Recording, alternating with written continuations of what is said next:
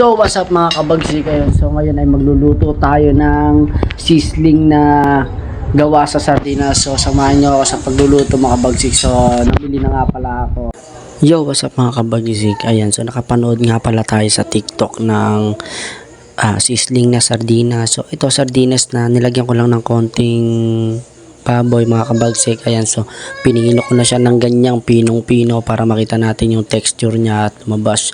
At naggayat na rin ako dito mga kabagsik ng sibuyas, ayan, binilis ako na lang, ayan, pinino ko siya ng pinong-pino mga kabagsik para ilagay natin ito. So ayan, nagpakulo na rin ako ng mantika mga kabagsik, ayan. So pagkainit yan, nilagay ko na yung sibuyas ng mabilisan lang mga kabagsik para makakain na rin tayo at gutom na rin ang ating mga kasama. Yan, sinama ko na rin yung tinurog nating sibuyas, sardinas, tinurog na sardinas, ayan, nilagay ko na rin dyan magkasama ni sardinas at baboy mga kabagsik.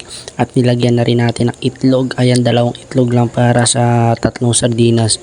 Marami-rami na yung mga kabagsik. So halu-haluin lang natin hanggang sa makuha natin yung pinaka-timing ng luto niya mga kabagsik, ayan. So binilisan ko na rin yung tinadtad ko na, ayan, yung kinarati ko na mga kabagsik para mas mabilis, mas masarap yung luto. Nilagyan ko na rin yan ng magic sarap at oyster sauce. So hindi ko lang naipakita sa video dahil medyo nagmamabilis, nagugutom na kami, ayan. So anong oras na rin kasi, ayan, nilagyan ko na rin ng siling green mga kabagsik at hinalo-halo ko na mga kabagsik, ayan.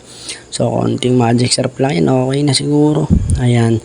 So plating na tayo, ayan, nilagay ko na sa platito, ayan, sa plato namin medyo malaki-laki. Tapos ayan, nilagyan ko na ng siling green uli na hiniwa, ayan. So hinalo-halo ko mga kabagsik, tapos nilagyan ko na rin ng, ayan, mayonnaise. So maraming salamat mga kabagsik sa inyong panonood ng aking video.